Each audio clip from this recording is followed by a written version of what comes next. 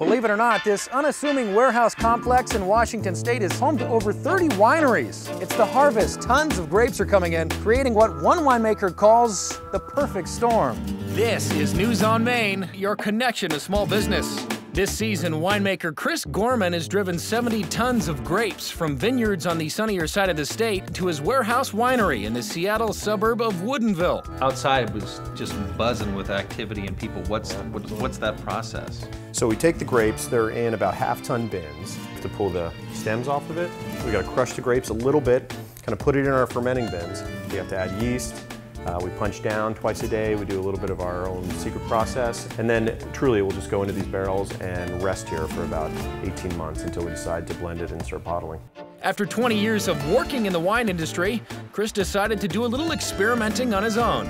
I turned my garage at home into a small winery, and the year before I went commercial, I made 2 tons of fruit in my garage, 5 brand new French oak barrels, and it was delicious. And I was like, anybody can do this. I'm gonna open up a winery. With a few years under his belt, Chris moved his winery to the Warehouse District, where nearly 3 dozen other entrepreneurs are trying to make it in the wine business. But you're all sharing walls with each other. Is there kind of a brotherhood? It seems like there would be. It's pretty good for the new wineries that want to make wine but maybe don't have the equipment for it. A lot of borrowing, a lot of bartering in this complex. You didn't go out and get a bunch of investors. No, you absolutely sort of made not. this work on your own. We started slowly. We started, our first harvest was 6 tons in '02. It was scary.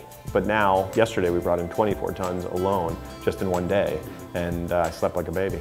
Chris recently hired his first employee and is growing production by 30% this year, a big challenge for a small winery. We have to think, like, what will we be selling in 2013, 2014, even on some of these wines? And pay for it now. All the wine in barrels in this room have been paid for over a year ago. Gorman wines like the Evil Twin and the Albatross, carried in stores and restaurants around the country, have been getting rave reviews by critics. Things are right now going great for you. Yeah. Do you ever get to stop and smell the roses and say, look at this, my place, that's my logo? Yeah, having your name on the door, having the key to that door, and then locking that door is really nice.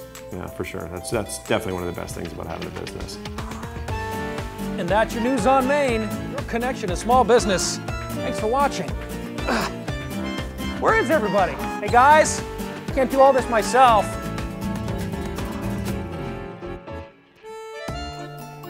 Just got easier. Now I'm good.